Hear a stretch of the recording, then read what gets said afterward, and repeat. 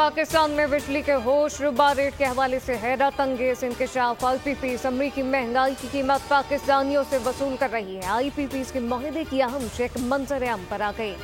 सुनने वालों के होश उड़ गए। आईपीपीएस के हुकूमत पाकिस्तान से बिजली मुआहदे में अमरीकी इन्फ्लेशन इंडेक्स करने का इंकशाफ सामने आया है। एसडीपीआई के research fellow doctor Khalid Waheed और अहद नज़ीर के साथियों को ब्रीफिंग कहा कि अमरीकी डॉलर की कदर गिरने पर भी पाकिस्तान में बिजली का टैरिफ बढ़ेगा। अमरीका में महंगाई का असर कैपेसिटी चार्जेस पर होगा। बिजली के टैरिफ में 12 से 20% तक टैक्स जबकि 70% कैपेसिटी चार्जेस है।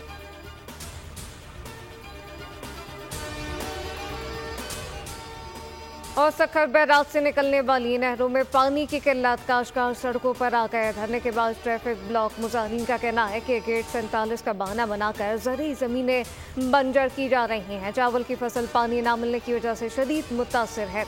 मुजाहिरीन ने मुतालबा किया हुकूमत फौरी नोटिस ले और काश्तकारों की ज़मीनों को तबाही से बचाए।